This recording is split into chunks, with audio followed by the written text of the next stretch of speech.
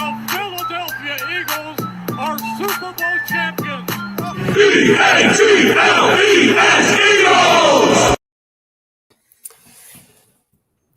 What is going on, guys? Special edition Saturday episode of Drunk on the Eagles. I am Rich, and that is always Don, the co-host extraordinaire. We are coming to you live on Saturday because we weren't able to do Tuesday. So I hope you guys enjoy it. I mean, we're excited to be here on a Saturday. The Christmas tree is up. You got it. We're doing. Listen, I got my elves working downstairs, getting it ready. So, listen, keep those alerts ready. You know, we're gonna do some of these pop-in episodes where we have 30 minutes, just quick hit. And look, we still got Chris. We still got Adam tuning in. This is awesome. Look at that. Thank you for joining us. I am so sorry about Tuesday, Chris. I know I didn't get back to you. It's been a very busy week for everybody, especially with Thanksgiving. I know I was doing a lot of prep work. I had a lot of things I needed to get done for school. So thank you for joining us. It's funny because, this isn't our full-time job. This isn't our lives. We have other things that we are very much more important, but you guys are very important to us. Chris and Adam, thank you as always for joining us. If you guys could please check out our sponsor. Holidays are here, guys. Dads, moms, uncles, grandpops, brothers, sisters. Everybody's looking for a nice timepiece. What perfect time then for the holidays? Do a little bit of spending, do a little bit of nice fanciness for the watches, for the timepieces. Visit our sponsor, La Terrain Watches, la-terrain.com. Use the promo code DOB at checkout. Get some nice tickers. Everybody needs a nice timepiece. I know I am buying myself one for Christmas because both watches I have, and I need a really nice watch. Yeah. Listen, everybody needs to know what time it is. So make sure you keep make sure you're keeping those alerts. Those alerts checked off to make sure you're figuring out when we're going live. And this is important. If you're trying to interact with us, for whatever reason, Twitter has not made any kind of effort to make those comments scroll up. So follow us on Facebook and YouTube, and we'll make sure we get your comments in because that's the important part of what we want to, what we're trying to get for you guys. So exactly. I'm going to the Sixers game. All right, Chris. Nice. That's going to be fun. What did you get your wife for Christmas? I can't tell you that because she watches the show, Chris, sometimes. And it's usually she checks out within the 5-minute mark. So maybe I'll touch on it at the end, or I'll touch on another episode. But I don't want to tell her. But as of right now, Chris, nothing. Hey, listen, Chris, if you got anybody out there that likes our content, our merch store is up and running. We got some new Trust the Process Spectrum gear going out, and then I got a special one in the works, waiting for the final okay to drop before we drop it. But we've got a blend of music and birds content coming out on some merch. So maybe keep your eyes peeled. A little Kenny G, maybe a little Kenny G. Think more like late 70s rock. Okay, all right. Okay, blended with the current Eagles team. Oh, a little Hotel California. We're gonna go there. Yeah, a little bit. Well, Don Henley, I like it. All right, let's do it. So, Don, go ahead, take it over and. All right, listen. So, if you follow us on Twitter, on social media, you've seen that we're starting to put out some of these little 2-minute highlight packages from after the games go final. So, if you miss any of those in that Twitter feed. That the link to our link tree at the top of our social media. If you click on our YouTube page, you're going to see over here that we've got the highlight packages from those games. So you're going to see everything from if we click on the Sixers game, this is going to be all. We want to try to give you something similar to what you're getting with our content, right? You're getting short bursts of really solid information. These 2-minute highlight packages are not there's no fluff. It's all substance, it's all content, and we're doing it for all of the teams. So we got everything in there to make sure that we got everything you need. So if you miss those on that social media feed, go to that YouTube page, check them out, and listen. If you got 2 minutes, you got it all, right? So make sure that you're on there. Make sure you're getting what you need, and keep checking that. We're trying to give you that good, quick hitting content. So and check it out. Everything on our Twitter page is in our link tree, so please like us, subscribe to YouTube and Facebook. You can follow us on Twitter to just watch, but to interact, you need to be on Facebook or YouTube. And, of course, we always appreciate you guys. Like I said, Adam and Chris, thank you for joining us today. Absolutely. Watching this and is going to listen to this on repeat. Thank you. Stay tuned because we will be dropping our bonus edition, Drunk on the Court, immediately following this show. It will not be televised. It will not be on Twitter. We are recording it and sending it straight to where your podcast can be found. So stay tuned for that. Enjoy the little tidbits that we're going to give you. But right now it's time to jump into Eagles versus Giants. Big matchup this week. Division rival. This is a game that we need to win. This is a game that we should win, especially with the Giants, who are most likely going to be missing two of their top pass catchers. Kadarius Toney has reported he probably will not play. I believe he has a contusion. Sterling Shepard always battling hamstrings and head injuries. That's what that guy does. So this is a game that we need to win to keep pace with Dallas, who just lost on Thanksgiving, and a heartbreaker to Dallas fans against Derek Carr and the walrus-less Darren Waller, Wallerless Raiders. Josh Jacobs had a field day. Thank you for that. And thank you for filling my plate and my cup with Dallas tears. I was able to drink them Thanksgiving night, and it was delicious. Thank you. That's great. And listen, you got the Giants coming off a short week. Yep. Right. So they played Tampa on Monday night. I think this is the perfect opportunity to kind of capitalize and get a stranglehold on positioning yourself for that seventh playoff spot. The thing that I like that I've kind of heard is the fact that they're holding the tiebreakers with a couple of teams that are in that group, right? So you hold the tiebreaker against the Panthers. You hold the one team that you're not. You're going to hold the tiebreaker against the Saints, but you don't hold the tiebreaker with the 49ers, right? So that could be that one kind of swing game that you're going to make sure that you're going to have to win every game you're supposed to win. Yes. So, if and I don't want to look ahead, right? But I think this game, having to know that you have to go back to the Meadowlands next week to play the Jets, I think this is a really important win. It's a game that you can win, and it's a game that you can capitalize and get some momentum into that Jets game. If you can win this game and the Jets game, right, then you're going into you've got a late bye. You can get a couple of guys healthy. I heard there's some talk about Brandon Brooks, getting him healthy, maybe getting him back. Anytime you get to add a guy like that's an all-pro is going to be something that you can drop. As good as this offensive line's been, Don, I keep forgetting that he's been out. Right. So crazy. The way and that was one of the things that stood out to me in the Saints game. The offensive line play. I know there were a couple of plays with Mailata. I love the tenacity that Mailata is playing with. To know that he gets a very soft spoken side portrayed in the public, but I think to see him in the game get a little feisty, know that some of that was a carryover from last year's games. Yeah. And the bodyguard called him well. The bodyguard should listen. Well.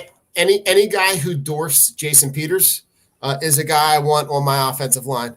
Agreed. And Kelsey, talk about a guy who's just steady as he goes, just there, reliable. The best. We always say the best ability is availability, and he's always there. And he's always there. And I think him being there gives that line an opportunity to really solidify itself to be able to get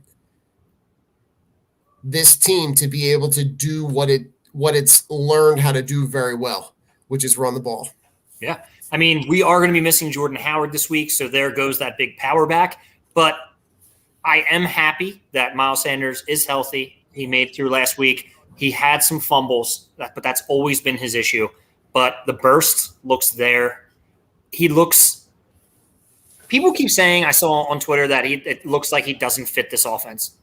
I don't know what they're looking at because I do think he fits this offense. I think Gainwell is the odd man out just because of the pass-catching ability. I understand that he is probably our best pass-catching back.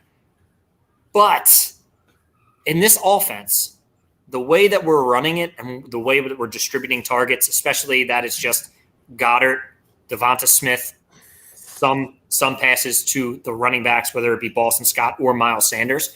I think Gainwell is phased out, and I don't think it's because he's a bad player. I think it's more of game plan, which is completely fine. I also don't want to see 4 running backs active. I want to see Miles Sanders be able to carry the load. I want to see what he does with 15 to 17 touches. I want to see Boston Scott come in and spell him.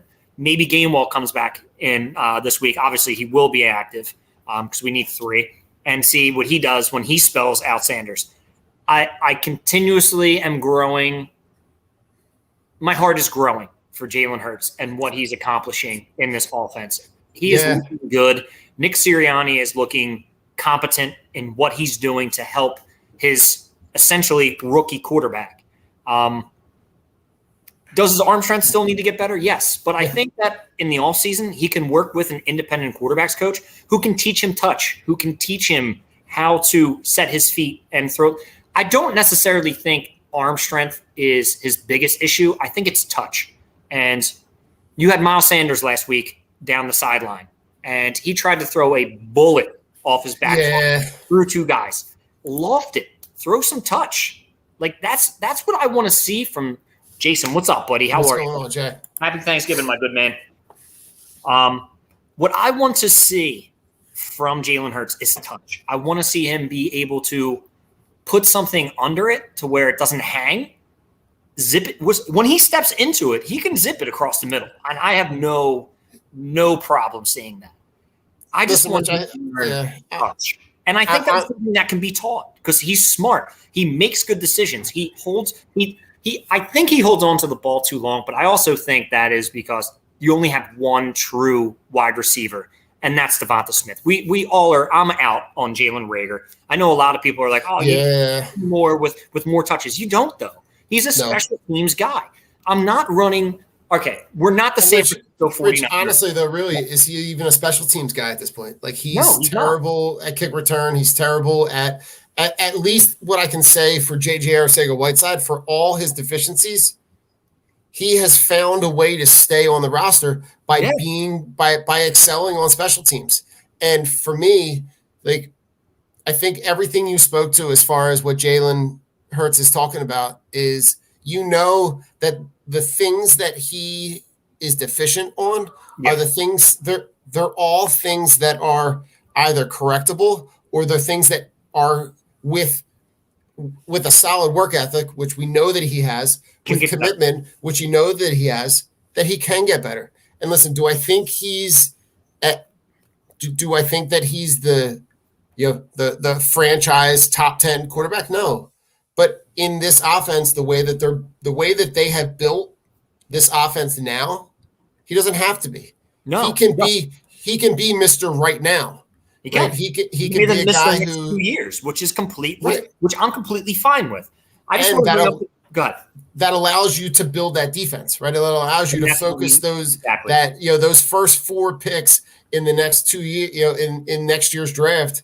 You can build that defense, right? You can, if you want to package 2 of those picks and you want to move up and take Thibodeau from Oregon. If you want to sit where you are and draft a linebacker from Georgia or draft a linebacker from Alabama, or Rich, at this point, I'm honestly okay if they say, all right, well, we're going to take 2 guys and we're going to package, we're going to trade one of those, right? Yeah. And then you pass it off to next year, and now you've got 2 first-round picks this year, 2 first-round picks next year, and you add a third anyway. Like him being able to manage this offense, and I think what happened at the beginning of the season was that they thought that they wanted to build this offense. Yes. And they had an offense in mind that they wanted to run. And then they started to realize that they couldn't. They couldn't do it with the personnel that they had. and that's a deficiency that they have at wide receiver. Right. So Jason writes Jaylen Reagar is a bust.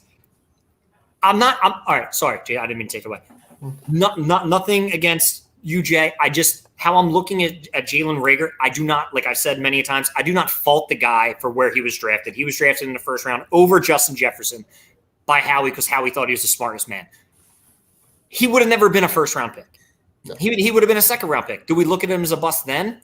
No, because second-round wide receivers, they're hit and miss. First-round wide receivers are hit and miss. Only one has made an impact for their team who was drafted in the first round for their own team that drafted him, and that was Mike Evans. And that was last year in the playoffs. Yeah. So it's extremely hard to get what you're going to get out of a first-round wide receiver. Jaylen Reagar is a bust in my eyes because of the talent level. I don't care where he was drafted. I don't blame him for being a first-round pick. But the guy stinks. My whole thing is people say they want to see him get more touches. What do you need to see from Jaylen Reagar? Do you need to see sweeps? I don't need to see his explosion. I don't need to see him running the ball. Like I was trying to say before, we are not San Fran. He is not Deebo Samuel. He is not a guy that we're going to get in motion. We're going to hand the ball off. He's going to run for 40 yards. Jaylen Reagar, I don't believe, is smart enough to be able to get through the defense to do that. Quez Watkins, as great of a player as he is not a number 2 wide receiver. He is at best a number 3 or 4. Right, but if you wanted to run those jet sweeps, right? Yeah, Quez Watkins can do the same thing. He can do the same thing. And I feel more comfortable with Quez Watkins than Jaylen Reagar. Jaylen Reagar is the type of guy who wants to pick fights with guys on social media, who wants to put down, I'm coming back better than ever, but then never shows up. He's like that like crazy uncle you have that keeps making all these videos and is all over Barstool, but they're not paying him for it. Pay Uncle Jack. Pay Uncle Jack. Pay Uncle Jack. I'm saying that right now. You use his likeness, pay the stinking guy. Reagar is worse than Aguilar, but Aguilar also wasn't good until the Super Bowl season and then the year after. Right. It took some seasoning. You saw that his game did change and evolve. Right. When he went to Vegas, when he's now in New England, you see that the game is different. The game has changed. And you know what? If that, I could see an opportunity where that might pop up later on, in the offseason, where do they look at an opportunity to maybe move on from him and get, just cut your losses. You know that you've got some talent in that wide receiver room. You know that maybe you can address it with another middle to late round pick, that maybe you just move on from him. Maybe he's a guy who's just not going to be able to do it here, that he can move on. You can get draft capital back.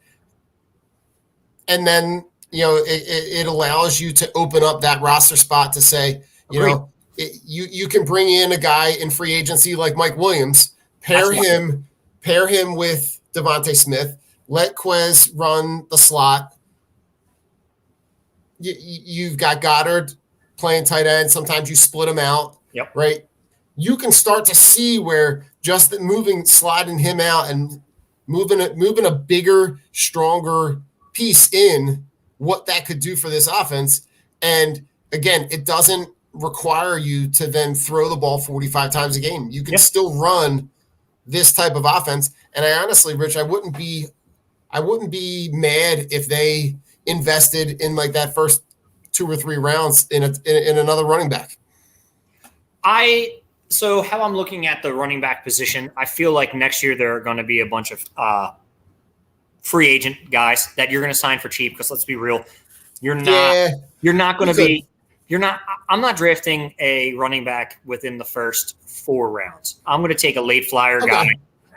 Because you see most of these guys who are 5th round picks who are killing it. You get the Dearness Johnsons in the world who are free agents who are doing who just they come out of nowhere. Running backs come out of nowhere, especially with guys who don't have a lot of tread on their tires. Like these are the guys that I want. I'm not drafting these prolific running backs anymore. Like we don't need them. Like it's just the rundown legs. Give me a big body guy to pair with Miles Sanders in his final year. See what Gainwell gives you. And you just need complement backs, especially with the way they're running it. We're a workhorse system. So I'm not really going to dedicate one of my draft picks to a running back at a position that you can pull Devonta Freeman off the trash heap and he's being productive for Baltimore. Yeah. But I I do like what you said with Mike Williams. Jason wants Devontae Adams. I don't see paying Devontae Adams $23 million a year, which he's going to want and he's going to get. He'll go where Rodgers goes. So I see them just going as a pair. I would like Mike Williams. I think you can get him for like a 2-year deal, kind of like a show me contract, because he's the boom or bust wide receiver. Guy's been a wide receiver all year. In the past 6 games has done nothing. Except last week he had like a touchdown and some yards, but it wasn't until like the final drive. So the way I'm looking at it is you pair a big body wide receiver, a go get it type of guy with Mike Williams. I love that. You still have Devonta Smith. Quez will be your 3. You can sign another wide receiver. I was all aboard to, hey, let's get Allen Robinson train. But Allen Robinson has really been one of the guys who's extremely disappointing. He's injury plagued now in Chicago. I understand Chicago's not good, but look at what Darnell Mooney's doing. Look what Marquise Godwin, who we had, but decided to take the year off COVID and then said, I'm not coming back. Right. I'm a very firm believer of we just need one more wide receiver. I don't think we need to load up at wide receiver because it's not the offense we run. And if we can just get say we just roll out next year with Miles Sanders, Jordan Howard, and Boston Scott again, and Kenneth Gainwell, I'm completely fine with that. I'm cool with that. I'm more or less, let me get a linebacker, let me get a safety, let me get another cornerback, and let's build this defense. Really look at opportunities to rebuild that defense. Get younger. How do you think, Don, the Giants are going to look this week without, as Adam said, Mr. Clappy, Jason Garrett? Do you think they're going to look better on offense, or do you think they're going to look worse, especially with Freddie Kitchens taking over? I was going to say, Freddie Kitchens had an opportunity to run the offense earlier on in the season when Jason Garrett was out. He was out with COVID. Yeah. So, and they didn't light the world on fire. Like you're not, even though they have offensive weapons on the outside, the thing that has plagued the Giants over the course of the last couple seasons, and it boggles my mind how they refuse to address it, but their offensive line is just terrible. And I think that's where this game could flip. If you can get pressure on, Danny Dimes. Danny Jones is terrible. Right. If you can get pressure on him and get him in spots where he's got to make snap decisions, and, I think that you could see another opportunity for maybe Slay to get another pick, keep that streak alive. He's got 3 picks in 3 of the last 4. He's got 2 pick sixes. That I think is where this game is going to turn, because their weakness is one of the Eagles' strengths. You can get them in position. If you can get them in 2nd and long, 3rd and long, you can. There's with Saquon Barkley, there's always the opportunity for him to bust one. But he looks like a failed himself, especially coming off the ankle injury. So, and that's the other thing. Like, you don't know what you're going to get. They don't know what they're going to get out of him. So they're really in a good position, I think, to be able to make sure that if they can get them in 3rd and long, put them in opportunities where Daniel Jones has to win them the game. I think you're giving yourself your best opportunity to win. On the offensive end, keep doing what you're doing. You've got an offensive line that is intoxicated with the run, which I love, and that they love, right? They see that even though that this is not the offense that Sirianni wanted to run, it's an offense that's winning them games. And even the games, Rich, that they've lost in these last couple of weeks, they were in it. I think that's what I've been most impressed about. Like, none of these games have been since the last game that was kind of out of touch was the Vegas game. Right? Yeah. Everything from Vegas on, they've been in those games, even though they didn't win. Right? Even the Chargers game where they should have won, right? But they were in it. They were competitive. They were not trying to do something that they don't do well. Agreed. To be able to be successful. So who do you think the player of the game for the Eagles is going to be? Who are you counting on? Who needs to do the most? All right, so I'm going to go on offense. I'm going to go a position group. Okay. Right? the offensive line. Okay. Right. That offensive line, I'm going to count on them to kind of create holes and create space. Even though Jordan Howard is not playing, I'm going to look for Miles Sanders to maybe bust one. maybe if he can get if you remember, Rich, the game a couple years ago when he busted one for like 78 against the Bills. Yep. Like a play like that in the middle of the second quarter, maybe going into half, maybe they do that and then they get the ball back at halftime, take it back down. And on defense, I'm gonna stick with the hot hand. I'm gonna stick with Slay. I'm gonna say Slay gets a pick, maybe a pick six.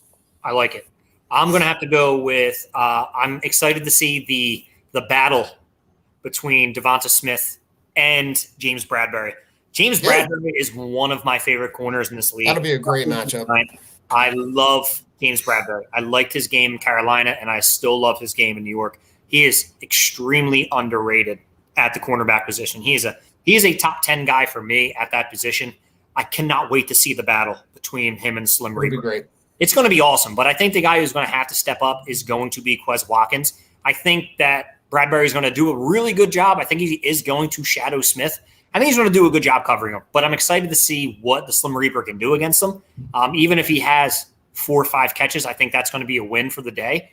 I need to see Quez Watkins step up for a big catch.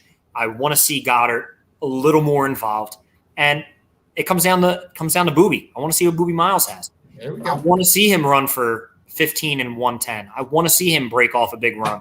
And on defense, it's going to be that defensive line. They're going to have to shut down Barkley. Make Daniel Jones, I almost called him Daniel Dimes. Make Daniel Jones throw the ball so Nelson can feast, because you're going to probably be missing 2 of your top pass catchers. Kenny Golladay may not make it out through the game because he's just always hurt. And you have Darius Slayton in the slot. So without Avonte Maddox this week, I think he's going to be out, right? I think he's out he was on the IR. I think so. It's going to be tough. So I'm excited to see maybe that's a Zach McPherson spot for him to go. So I'm excited to see what the kids got, and we'll see where they go from there. But I'm going to call it right now 42-17 Eagles. I think it's going to be a dominant. I think it's going to be a statement game. I think it's going to come off the back of maybe 1 or 2 pick sixes by Daniel Jones. I don't think he's going to be out there in the fourth quarter, and you're just going to see some garbage time points. And I'm really going 42-17. I think it's going to be a blowout from the get-go. I think the Eagles are in a control time of possession, and it's going to be great. Mike, what is going on? Fired up, baby. Let's go. Drunk on Broad on a Saturday. Let's get it. Don, what are your final predictions, my good man? Listen, Rich, I'm kind of with you on feeling good going into this game and capitalizing on what they do well. I think I'm going to say collectively we rush for 200 plus yards. I love it. And I'm going to say we grind it out. 70 rushing yards for Jalen? Like 28-10. Okay, I like it. 28-10. Convincing. I think there could be an opportunity to swing the game in the second quarter. If you can get a touchdown late, get the ball back, score on the first possession of the second half, and really kind of salt this game away, I think you could see maybe you might have a little gardening, tending to the flowers in the fourth quarter. Little Minshew mustache might have a little bit of action in the fourth quarter. I love it. Friends, thank you for joining us. We are going to leave you with our final thoughts. I am going to go first for once. Let Don Sure. Anchor it down. My final thoughts: live your truth. If you are an asshole, be an asshole. If you are a nice person, be a nice person.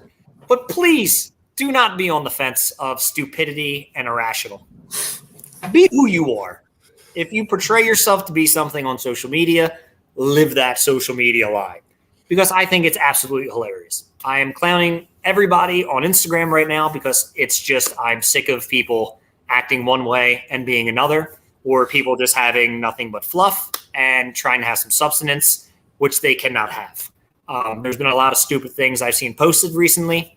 I've been calling people out on it, and I've been getting some really funny responses because they really can't tell me why they posted what they did. So that's great. So people, live your truths. If you want to be this hard person on Instagram and alternate facts and telling this, be that person in real life so people can stay the fuck away from you and shut you the fuck up when they see you, because I think it's hilarious. So you're going to be a dipshit online, be a dipshit in reality. That's all I got for you. Hey, listen, I'm just going to go back to something that we've kind of harped on since the beginning, which is that original content. I took some time on Thursday to start to try to put together a new list of some people that we've come across, some shows that we've come across. Some people have kind of split off and started to do their own thing. If you've got the knack for or the inkling to go out there and put out some original content, whatever that original content is, if you're interested in it, guaranteed that there's an audience for you. If you want to go scroll through our social media, I put out a list. I want to say on Wednesday maybe. Nice. Go check out the amount of original content, and I'll say this till I'm done. Go do yourself a favor. Do a little bit of legwork. Spend an afternoon looking for some stuff that you're interested in. I guarantee you will be so much better off with the product that you find, the time that you're spending. Agreed. You're going to get so much more out of your time. So value your time. People's different point of views. Exactly. Everybody, I'm Rich. That's Don. We're half of Drunk on Broad. Thank you for joining us on our mini episode of Drunk on the Birds. As we like to say on the podcast, welcome to Pettyville, bitch. Go Birds. Go Birds.